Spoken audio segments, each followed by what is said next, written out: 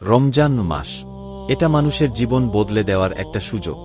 একটা ছোট গ্রামের একটা ছেলে ছিল। সারাদিন বন্ধুদের সাথে আড্ডা, মোবাইল, অকারণে সময় নষ্ট। নামাজ, মাঝে মাঝে কুরআন, প্রায়ই ভুলে যেত। সে ভাবত একদিন ঠিক হয়ে যাব। কিন্তু হঠাৎ একদিন রমজান মাস চলে এলো। সেহরির সময় তার মা তাকে ডাকল।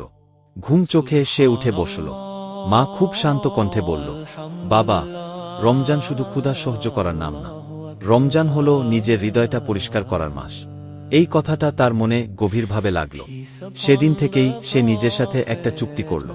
সে ঠিক করল, আজ থেকে 5 ওয়াক্ত নামাজ পড়বে, প্রতিদিন অন্তত কিছুটা কুরআন পড়বে, কাউকে কষ্ট দেবে না, আর যতটুকু পারে মানুষের উপকার করবে। প্রথম কয়েকদিন কঠিন ছিল। বন্ধুরা ডাকত, আড্ডা দিতে চাইত, মোবাইল হাতে নিলে সময় চলে যেত। কিন্তু সে নিজেকে বলতো, এই রমজানটা যেন আমার জীবন বদলে দেয়। ধীরে ধীরে সে পরিবর্তন অনুভব করতে লাগল। তার মন আগের চেয়ে অনেক শান্ত হয়ে গেল। রাগ কমে গেল। নামাজে দাঁড়ালে তার চোখ ভিজে উঠল। একদিন ইফতারের সময় সে দেখল, রাস্তার পাশে এক বৃদ্ধ বসে আছে। হয়তো তার ইফতার করার মতো কিছুই নেই। ছেলেটা নিজের ইফতারের খাবারটা তার হাতে তুলে দিল।